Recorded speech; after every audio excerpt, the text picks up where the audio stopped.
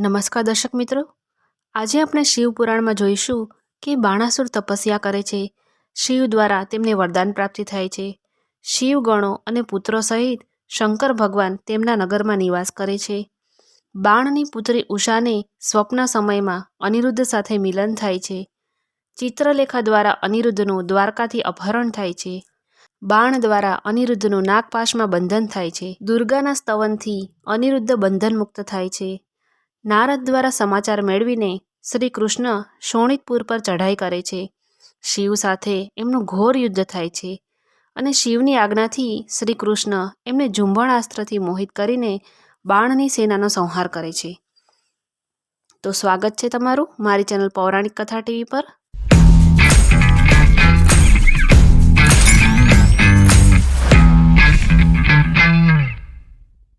તો દર્શક મિત્રો, આપણે આજે ચાલુ કરીશું શિવપુરાણના રુદ્ર સંહિતાના પંચમ ખંડના અધ્યાય 51થી 54. ઓમ ગમ ગણપતય નમઃ. ઓમ નમઃ શિવાય. વ્યાસજી બોલ્યા, હે સર્વજ્ઞ સનતકુમારજી, આપે અનુગ્રહ કરીને પ્રેમપૂર્વક આવી અદ્ભુત અને સુંદર કથા સંભળાવી છે, જે શંકરની કૃપાથી ઓતપ્રોત છે.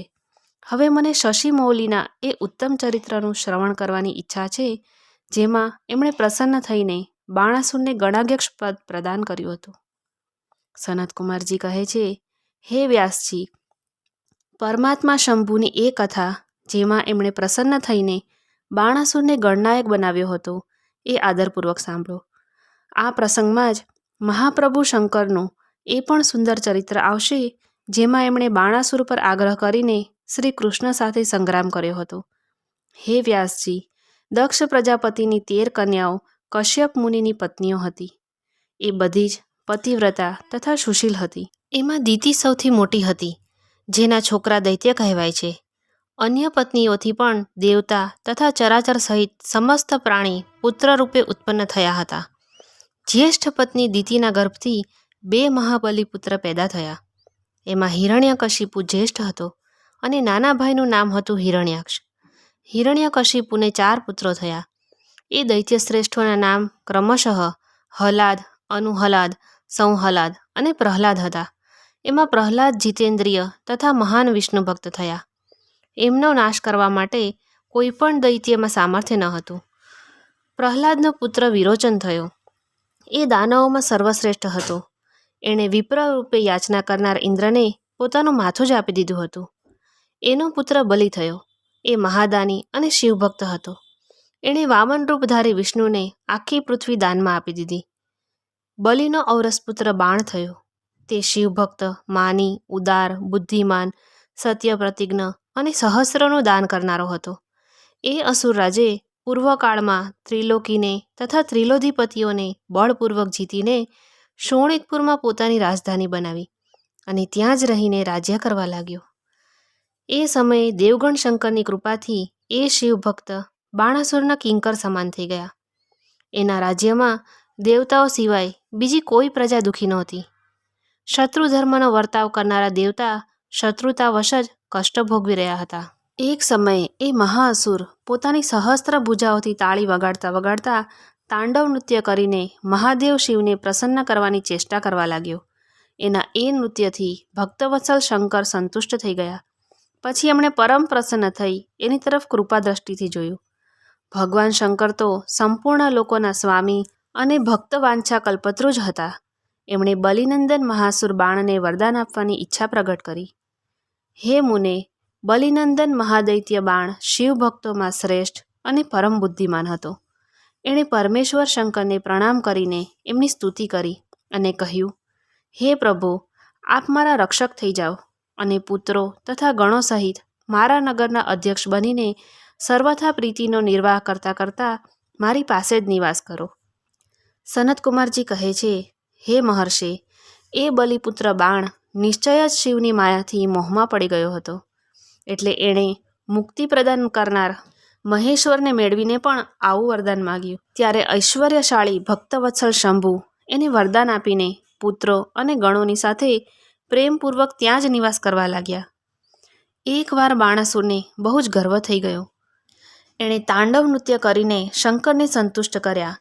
જ્યારે બાણાસુરને એ જ્ઞાન થઈ ગયું કે પાર્વતી વલ્લભ શિવ પ્રસન્ન થઈ ગયા છે, ત્યારે એ હાથ જોડીને મસ્તક નમાવીને બોલ્યો, હે દેવાધિદેવ મહાદેવ, આપ સમસ્ત દેવતાઓના શિરોમણી છો. આપની કૃપાથી જ હું બલિ થયો છું. આપ મારા ઉત્તમ વચન સાંભળો. હે દેવ, આપે જે મને 1000 ભુજા આપી છે એ તો હવે મને મહાન ભારરૂપ લાગી રહી છે, કેમ કે આ ત્રિલોકીમાં મને આપના સિવાય પોતાનો સમકક્ષ કોઈ યોદ્ધો જ ન મળ્યો. એટલા માટે હે વૃષભધ્વજ, યુદ્ધ વિના આ પર્વત જેવી 1000 ભુજાઓ લઈને હું શું કરું? મેં આપની પરિપુષ્ટ ભુજાઓની ચળ મટાડવા યુદ્ધની લાલસાથી નગર અને પર્વતોને ચૂર્ણ કરીને દિગ્ગજોની પાસે ગયો, પરંતુ એ પણ ભયભીત થઈને ભાગી ગયા. મેં યમને યોદ્ધા, અગ્નિને મહાન કાર્ય કરનારા, વરુણને ગાયોના પાલન કરતા ગોપાલ, કુબેરને ગજાધ્યક્ષ નિવૃત્તિને, સૈરંધ્રી અને ઇન્દ્રને બધાને જીતીને સદાને માટે કર આપનારો કરદ બનાવી દીધો છે. હે મહેશ્વર, હવે મને કોઈ એવા યુદ્ધને પ્રાપ્તિ થવાની વાત બતાવો જેમાં મારી આ ભુજાઓ યા તો શત્રુઓની હાથે છૂટેલા શસ્ત્રાસ્ત્રથી જર્જર થઈને પડી જાય અથવા હજારો પ્રકારથી શત્રુઓની ભુજાઓ પાડી દે. આ જ મારી અભિલાષા છે, એને પૂર્ણ કરવાની કૃપા કરો. સનતકુમારજી કહે છે, હે મુનિશ્રેષ્ઠ, એની વાત સાંભળીને ભક્તોના દુઃખ દૂર કરનાર તથા મહામન્યુ સ્વરૂપ રુદ્રને થોડો ક્રોધ થયો. ત્યારે એ મહાન અદ્ભુત અટ્ટહાસ કરીને બોલ્યા, અરે અભિમાની, સંપૂર્ણ દૈત્યોમાં નીચ, તને સર્વથા ધિક્કાર છે. તું બલિનો પુત્ર અને મારો ભક્ત છે. તારે માટે આવી વાત કહેવી ઉચિત નથી. હવે તારો દર્પ ચૂર્ણ થશે.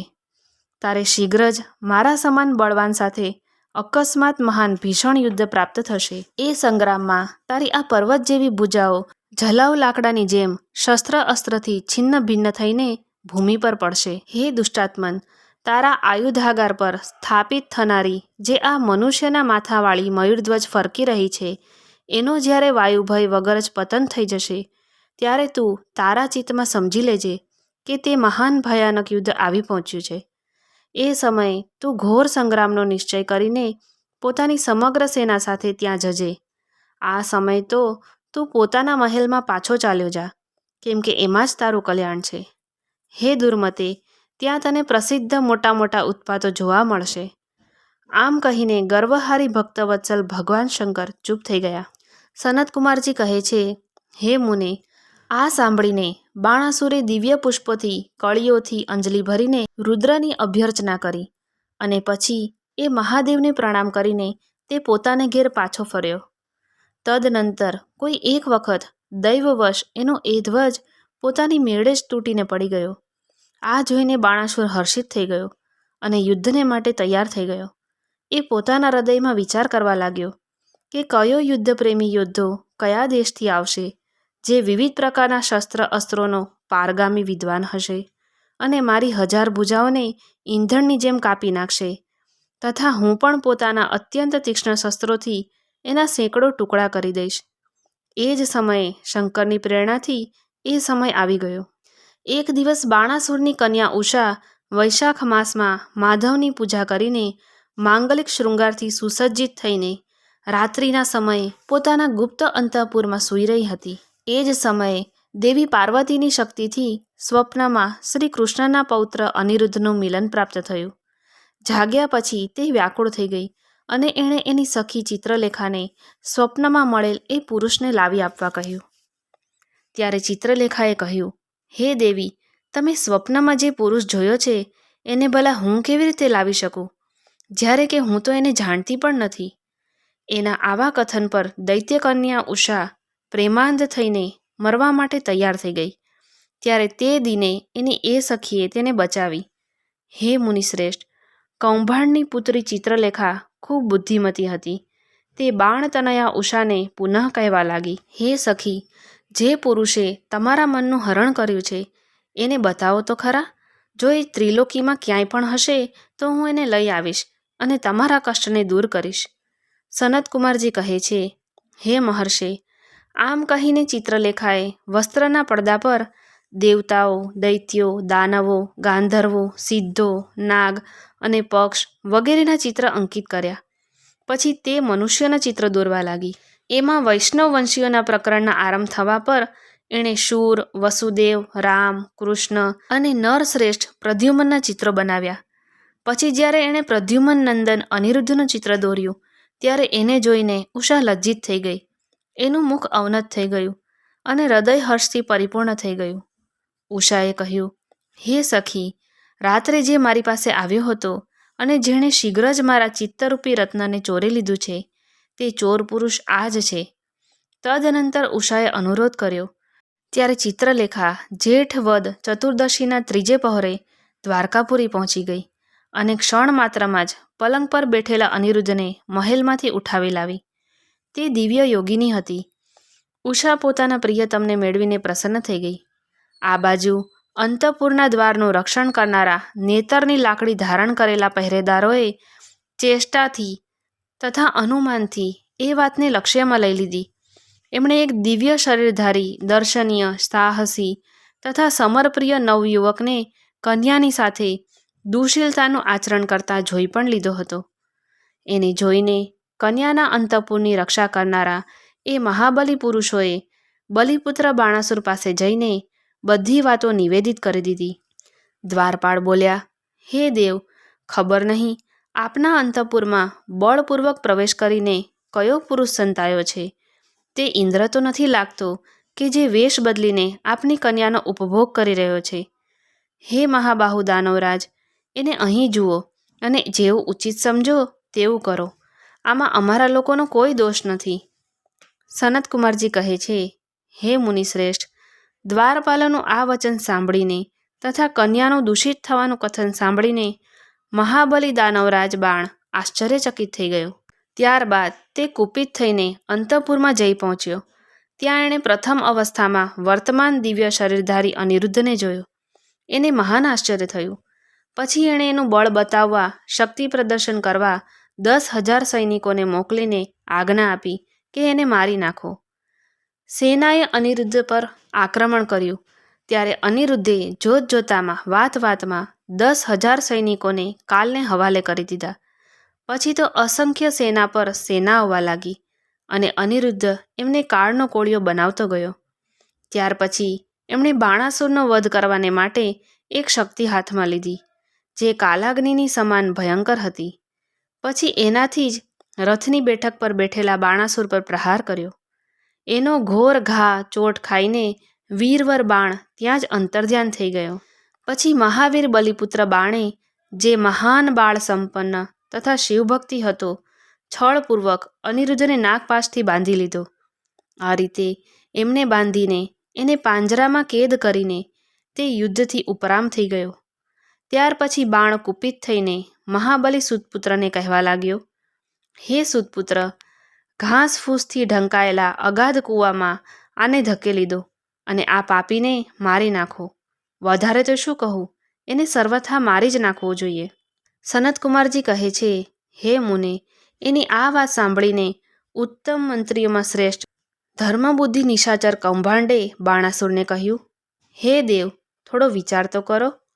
મારી સમજમાં તો આ કર્મ કરવું ઉચિત નથી, કેમ કે એના માર્યા જવાથી આપણો આત્મા જ આહત થશે. પરાક્રમમાં તો એ વિષ્ણુ સમાન જણાય છે. જણાય છે કે તમારા પર કુપિત થઈને ચંદ્રચૂડે પોતાના ઉત્તમ તેજથી એને વધારી દીધો છે.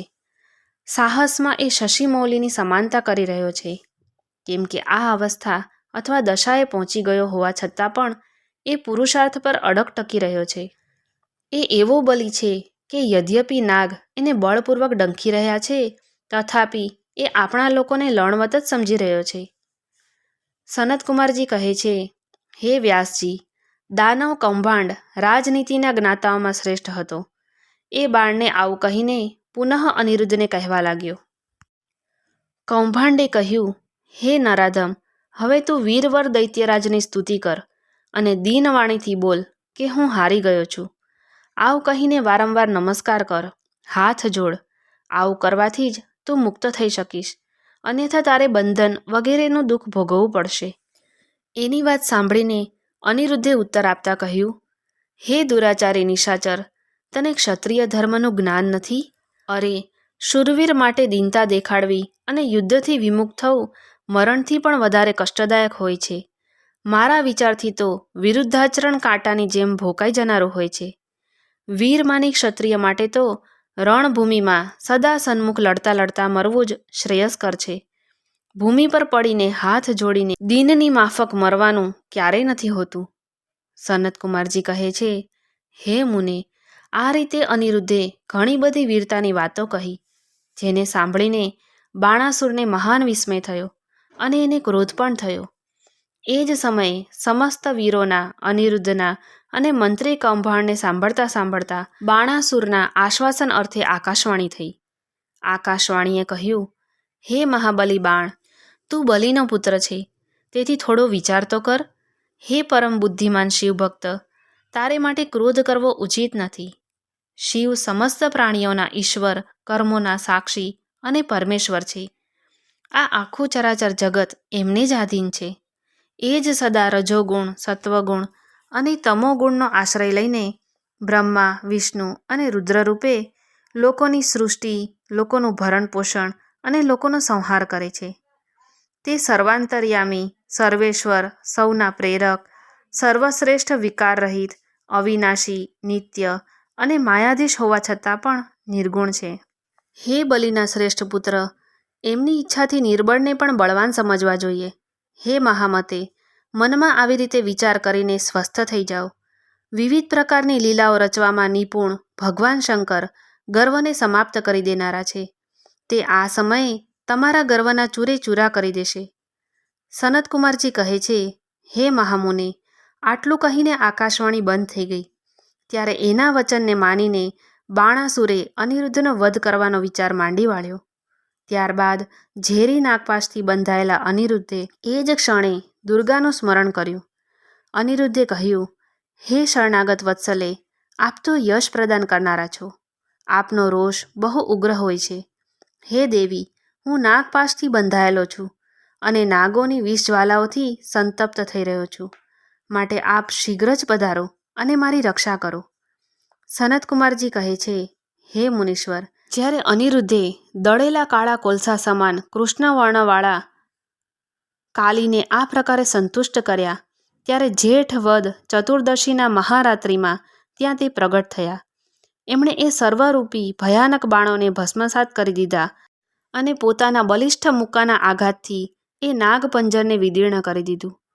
આ રીતે દુર્ગાએ અનિરુદ્ધને બંધનમુક્ત કરીને એમને પુનઃ અંતઃપુરમાં પહોંચાડી દીધા અને સ્વયં ત્યાં જ અંતર્ધ્યાન થઈ ગયા. આ રીતે શિવની શક્તિ સ્વરૂપા દેવીની કૃપાથી અનિરુદ્ધ કષ્ટથી છૂટી ગયા. એમની બધી જ વ્યથા મટી ગઈ અને એ સુખી થઈ ગયા. ત્યાર પછી પ્રદ્યુમન નંદન અનિરુદ્ધ શિવશક્તિના પ્રતાપથી વિજયી થઈને પોતાની પ્રિયા બાણ તનયાને મેળવીને પરમ હર્ષિત થયા અને પોતાની પ્રિયતમા એ ઉષાની સાથે પૂર્વવત સુખપૂર્વક વિહાર કરવા લાગ્યા. આ બાજુ પૌત્ર અનિરુદ્ધના અદૃશ્ય થઈ જવાથી તથા નારદજીના મુખે એનું બાણાસુર દ્વારા નાગપાશથી બંધન થયાનું જાણ્યાના સમાચાર સાંભળીને 12 અક્ષૌહિણી સેનાની સાથે પ્રદ્યુમન વગેરે વીરોને સાથે લઈને ભગવાન શ્રી કૃષ્ણે શોણિતપુર પર ચઢાઈ કરી દીધી. પેલી બાજુ ત્યાં ભગવાન શ્રી રુદ્ર પણ પોતાના ભક્તના પક્ષમાં સહજધજ થઈને આવીને મક્કમ રીતે ઊભા રહ્યા. પછી તો શ્રી કૃષ્ણ અને શિવનું બહુ ભયાનક યુદ્ધ થયું. બંને બાજુથી જ્વર છોડવામાં આવ્યા. અંતમાં શ્રી કૃષ્ણે સ્વયં શ્રી રુદ્રની પાસે જઈને એમનું સ્તવન કરીને કહ્યું, હે સર્વવ્યાપી શંકર, આપ તો ગુણોથી નિર્લિપ્ત થઈને પણ ગુણોથી ગુણોને પ્રકાશિત કરો છો. હે ગિરિશાયી ભૂમન, આપ સ્વપ્રકાશ છો. જેની બુદ્ધિ આપની માયાથી મોહિત થઈ ગઈ છે તે સ્ત્રી, પુત્ર, ગૃહ વગેરે વિષયોમાં આસક્ત થઈને દુઃખ સાગરમાં ડૂબી જાય છે. જે અજિતેન્દ્રિય પુરુષ પ્રારબ્ધવશ આ મનુષ્ય જન્મને પ્રાપ્ત કરીને પણ આપના ચરણોને પ્રેમ નથી કરતો તે શોચનીય તથા આત્મવંચક છે. હે ભગવાન, આપ ગર્વહારી છો. આપે જ તો આ ગર્વવાળા બાણને શાપ આપ્યો હતો. તેથી આપની જ આજ્ઞાથી મેં બાણાસુરની ભુજાઓનું છેદન કરવાને માટે હું અહીં આવ્યો છું. એટલા માટે હે મહાદેવ, આપ યુદ્ધથી નિવૃત્ત થઈ જાઓ. હે પ્રભુ, મને બાણની ભુજાઓ કાપવા માટે આજ્ઞા પ્રદાન કરો, જેથી આપનો શાપ વ્યર્થ ન જાય. મહેશ્વરે કહ્યું, હે તાત, આપે ઠીક જ કહ્યું છે કે મેં જ આ દૈત્યરાજને શાપ આપ્યો હતો. અને મારી જ આજ્ઞાથી આપ બાણાસુરની ભુજાઓ કાપવા અહીં પધાર્યા છો. કિંતુ હે રમાનાથ, હે હરે, હું શું કરું? હું તો સદા ભક્તોને જ આધીન રહું છું. આવી દશામાં હે વીર, મારા દેખતા જ બાણની ભુજાઓ કેવી રીતે કપાઈ શકે? એટલા માટે મારી આજ્ઞાથી આપ પહેલાં જૃંભણાસ્ત્ર દ્વારા મને જૃંભિત કરીને પછી પોતાનું અભિષ્ટ કાર્ય સંપન્ન કરો અને સુખી થઈ જાઓ. સનતકુમારજી કહે છે, હે મુનીશ્વર, શંકરજીના આમ કહેવાથી સારંગપાણી શ્રી હરિને મહાન વિસ્મય થયો. તે પોતાના યુદ્ધસ્થાન પર આવીને પરમ આનંદિત થયા. હે વ્યાસજી, ત્યારબાદ વિવિધ પ્રકારના અસ્ત્રોના સંચાલનમાં નિપુણ શ્રી હરિએ તરત જ પોતાના ધનુષ પર જૃંભણાસ્ત્રનું સંધાન કરીને એણે પિનાકપાણી શંકર પર છોડી દીધું. આ રીતે શ્રી કૃષ્ણ જૃંભણાસ્ત્ર દ્વારા જૃંભિત થયેલા શંકરને મોહમાં નાખીને ખડગ, ગદા અને વૃષ્ટિ વગેરેથી બાણની સેનાનો સંહાર કરવા લાગ્યા. તો આજે આપણે અધ્યાય 51 થી 54 અહીં જ વિશ્રામ આપશું. ઓમ નમઃ શિવાય.